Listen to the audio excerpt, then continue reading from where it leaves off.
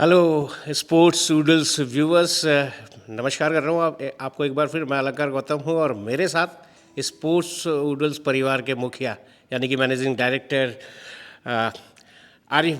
आरिफ खान मौजूद हैं, जिनकी रगों में खून के साथ बहता है तो खेल स्पोर्ट्स का वायरस है इनके ब्लड में।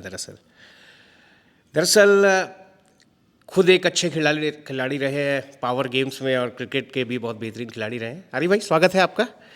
सबसे पहले मैं अगर यहाँ पे बात करूँ आपसे तो जो पब्लिक सेक्टर क्रिकेट टूर्नामेंट है, इसे स्पोर्ट्स ऊडल इसके ऑफिशियल ब्रॉडकास्टर है।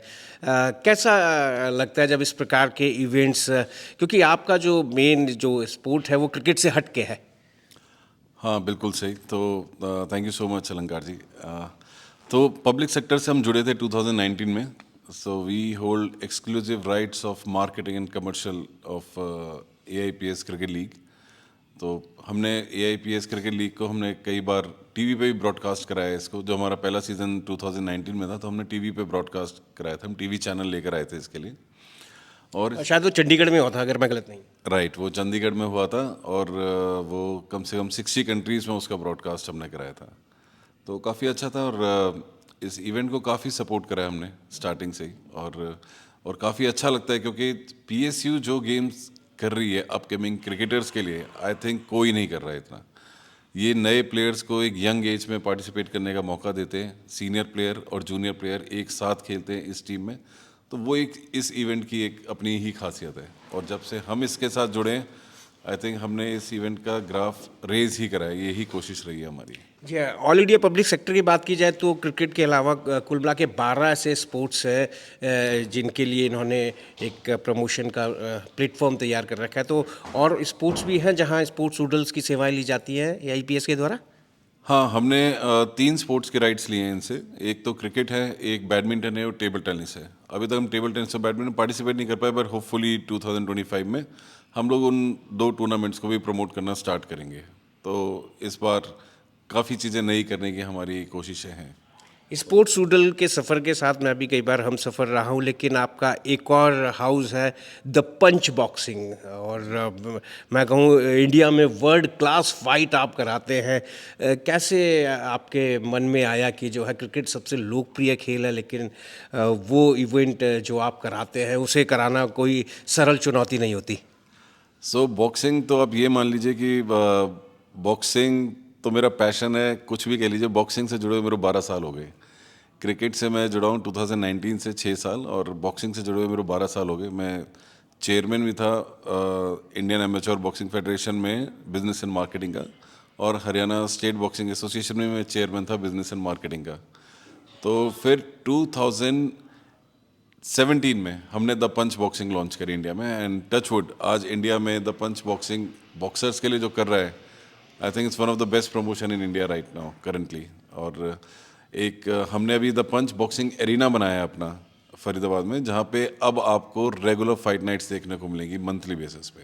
जी, अगर मैं कहूँ द पंच बॉक्सिंग के प्लेटफॉर्म से, पंच बॉक्सिंग के माध्यम से कुछ प्रोफेशनल बॉक्सर्स के को इंट्रोड्यूस कराना चाहेंगे। एक मैं नाम भूल रहा हूँ पूरा, गिल एक बड़ा काफ़ी युवा बॉक्सर है और कई इंटरनेशनल बॉक्सर्स को उन्होंने नॉकआउट किया है। मैंने वो बॉक्सिंग अपनी आंखों से देखी है, यहाँ तक कि उसकी कमेंट्री भी की है। जी बिल्कुल सही। काफ़ी ऐसे बॉक्सर्स हैं जिन्होंने एशियन टाइटल होल्ड करा है। हमारे एक हर्ष गिल हैं, he is the youngest Asian champion in professional boxing. एक सागर नरवत थे जिन्होंने WBC एशिया टाइटल होल्ड करा था द पंच बॉक्सिंग में ही। और अभी तक पंच बॉक्सिंग में 12 कंट्रीज़ के फाइटर्स पार्टिसिपेट कर चुके हैं। तो आप मानिए, और आने वाले टाइम में हम लोग इसको आप ये मान लीजिए कि 50 कंट्रीज़ तक लेके जाने का इसका प्लान है 25 के अंदर। जी, मैं बॉक्सिंग से एक सवाल आपसे करता हूँ कि बॉक्सिंग का हब जो है क्यूबा को कहा जाता है। इंडिया में अब बॉक्सिंग बहुत अच्छा होने लगा है। आने वाले समय में हम उम्मीद करते हैं कि क्यूबा और जर्मनी जैसे देशों के बॉक्सर्स भी पंच बॉक्सिंग में हमें दिखाई देंगे। 100%। अभी आप देखेंगे उज़्बेकिस्तान ने 5 गोल्ड मेडल जीते हैं ओलंपिक्स में बॉक्सिंग के। और जो वो कोचेज़ हैं जिनके अंडर वो गोल्ड मेडलिस्ट बने, वो मेरे दोस्त हैं। और हम लोग उज़्बेकिस्तान फाइटर्स को अब इंडिया बुलाना शुरू करना स्टार्ट कर रहे हैं, ताकि इंडियन फाइटर्स को एक इंटरनेशनल एक्सपोजर मिले, उनका स्ट्रेंथ पता चले कि ओलंपिक गोल्ड मेडलिस्ट के एकेडमी से अगर कोई फाइटर है तो उसके साथ खेलने में कैसा मज़ा आता है। और हम प्लान कर रहे हैं कि वही कोचेज़ हम लोग इंडिया में लेकर आएँ, अपने इंडियन फाइटर्स को उनकी कुछ ट्रेनिंग दिलाएं एक महीने के। तो वो पूरा एक रोड मैप ऐसा है कि आप पंच बॉक्सिंग में बहुत जल्दी ओलंपिक गोल्ड मेडलिस्ट निकलते हुए देखेंगे। आरिफ भाई, मैं जानना चाहूँगा, क्रिकेट हमारे देश में एक बड़ा लोकप्रिय खेल है, इसलिए इसमें बहुत ज़्यादा व्यय होने के, यानी कि पैसा बहुत लगता है, लेकिन सब कुछ सरलता से हो जाता है। पंच बॉक्सिंग जैसे इवेंट में कितनी चुनौतियाँ होती हैं इसे ऑर्गेनाइज करने में, कुछ बताना चाहेंगे? और इसका एक आकर्षण भी बताना चाहेंगे ताकि जो प्रोफेशनल बॉक्सर हैं वो इसकी ओर अपना ध्यान केंद्रित करके रखें। मैं आपको एक बहुत मज़े की बात बताता हूँ कि क्रिकेट का जो 10 दिन का टूर्नामेंट है, वो बॉक्सिंग की सेम कॉस्ट लगती है बॉक्सिंग की एक रात की फाइट नाइट कराने में। बॉक्सिंग इतना महंगा स्पोर्ट्स है। और अगर आप देखें तो वर्ल्ड का रिचेस्ट स्पोर्ट्स है। जो एथलीट्स बॉक्सिंग में, जिन एथलीट्स ने पैसा कमाया है, मेरे को लगता है वर्ल्ड के किसी भी स्पोर्ट्स में इतना पैसा किसी स्पोर्ट्स पर्सन ने कमाया होगा। जब वर्ल्ड के रिचेस्ट एथलीट्स की नेम लिस्ट निकलती है तो उसमें 80% टाइम बॉक्सर्स रहे हैं हमेशा, चाहे माइक टायसन रहे, मोहम्मद अली रहे, फ्लॉयड मेवेदर रहे, कैनेलो रहे, या MMA फाइटर्स रहे, तो हमेशा टॉप में रहे बॉक्सर्स। तो बॉक्सिंग तो है ही रिचेस्ट गेम है, और इंडिया में हम प्रोफेशनल बॉक्सिंग को लेकर ही इसलिए आए कि हमारे इंडियन फाइटर्स को वो वर्ल्ड क्लास लेवल की अपॉर्चुनिटीज़ मिले पैसा बनाने की। क्योंकि अभी तक बॉक्सर्स जो थे ना, वो सिर्फ गवर्नमेंट जॉब्स के लिए बॉक्सिंग करते थे। बट आज के टाइम में जब से प्रोफेशनल बॉक्सिंग हमने लॉन्च करी है इंडिया के अंदर, द पंच बॉक्सिंग के थ्रू, तो तब से इंडियन फाइटर इंटरनेशनली जाके डॉलर्स में पैसे कमा रहे हैं। तो वो एक माइंडसेट था कि एक बिजनेस मॉड्यूल ऐसा क्रिएट करा जाए जो हमारे इंडियन बॉक्सर्स हैं वो वर्ल्ड में उनके लिए अपॉर्चुनिटीज़ खुल जाएँ। तो वो चीज़ हम करते हुए कामयाब भी हैं, कई बार करा भी है, और आगे भी करते रहेंगे और बढ़ाएंगे इसको। जी हाँ, प्रोफेशनल बॉक्सिंग की तो आपने बात की, एक एमेच्योर बॉक्सिंग होती है, उसके थोड़ा सा कुछ बताना चाहेंगे?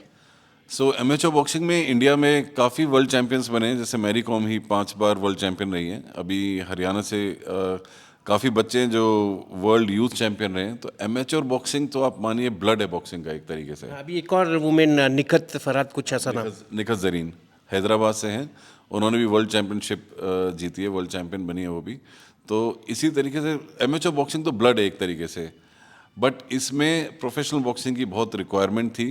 इसीलिए प्रोफेशनल बॉक्सिंग का, क्योंकि एक फाइटर एक फाइट खेलता है एमेच्योर बॉक्सिंग में, फिर उसको अगले साल तक वेट करना पड़ता है। जहाँ की प्रोफेशनल बॉक्सिंग में आपको सिर्फ 10 दिन का गैप चाहिए और 15 दिन का आप अपनी दूसरी फाइट कर सकते हैं। और सबसे अच्छी बात है कि ओलंपिक ने प्रोफेशनल बॉक्सर्स को अलाउ कर दिया है, और प्रोफेशनल बॉक्सर्स ओलंपिक में गोल्ड मेडल लेके जा रहे हैं। तो इसीलिए दोनों को पैरेलल चलाना बहुत इंपॉर्टेंट है कि जो ग्रास रूट है वो एमेच्योर बॉक्सिंग है, नो डाउट, बट जो कमर्शियलाइजेशन है वो प्रोफेशनल बॉक्सिंग में ही आती है, और वही खिलाड़ियों को अट्रैक्ट करती है। आरिफ, काफ़ी फिट हैं, काफ़ी हैंडसम हैं आप, और कई युवा जो यूथ्स होते हैं आजकल हमारे देश में, एक बहुत बड़ी जो समस्या हो रही है, उसके लिए खेल ही एक माध्यम चुना जा रहा है, जिसे हम लोग कहते हैं नशा व्यसन की ओर आजकल के यूथ जा रहे हैं। कई बार बेहतरीन खिलाड़ी जो होते हैं वो भी इस ओर चले जाते हैं। तो यूथ्स के लिए जो स्पोर्ट्स में या किसी भी क्षेत्र में इंटरेस्ट रखते हैं, तो उनको क्या मैसेज आप देना चाहेंगे? मैं तो उनको ये कहूँगा, आप सूर्य उदय होते हुए देखिए, सूरज से निकलने से पहले उठिए, हमेशा किसी भी स्पोर्ट्स से जुड़े रहिए। आई थिंक स्पोर्ट्स से अच्छा डिसिप्लिन ही नहीं है। और ख़ासकर जो मैंने बॉक्सिंग में देखा है, बॉक्सिंग में ऐसा है कि अगर किसी बच्चे ने 5 दिन प्रैक्टिस ही नहीं करी तो भी उसकी फ़ाइट हारने की अपॉर्चुनिटी बन जाती है कि वो फाइट हार जाएगा। तो इतना डिसिप्लिन देखा है मैंने कि डेली 8 घंटे का वर्कआउट करना, डाइट लेना, प्रॉपर सोना, क्योंकि आप फाइट मिस, क्योंकि बहुत माइक्रो सेकंड का गेम है बॉक्सिंग। इतना फास्ट है कि आपके पास एक पंच लगा और आपकी सारी मेहनत ख़त्म। तो बहुत अलर्ट रहना पड़ता है। तो आई थिंक मैं सबको ये बोलूँगा कि आप लाइफ में बॉक्सिंग ज़रूर सीखें। आप कोई भी स्पोर्ट्स खेलें, पर 2-3 साल अपने बॉक्सिंग जैसे स्पोर्ट्स को ज़रूर दें, क्योंकि ये स्पोर्ट्स ही ऐसा है कि आपका मेन स्ट्रीम हेल्थ की तरफ आपका ध्यान देगा। जी हाँ, बहुत बहुत धन्यवाद। तो ये हमारे साथ आरिफ खान रहे जो स्पोर्ट्स वूडल्स के मैनेजिंग डायरेक्टर हैं और पंच बॉक्सिंग के माध्यम से हमारे देश के युवा बॉक्सर्स को, प्रोफेशनल बॉक्सर्स के लिए प्रमोशन दे रहे हैं। फिलहाल फिर मिलेंगे किसी मेहमान के साथ स्पोर्ट्स वूडल्स में। आपसे गुजारिश रहेगी कि प्लीज़ चैनल को सब्सक्राइब करना, लाइक करना ना भूलें और बेल आइकॉन का बटन दबाएं ताकि स्पोर्ट्स वूडल्स का हर नोटिफिकेशन समय पे आपके पास पहुंचे। धन्यवाद।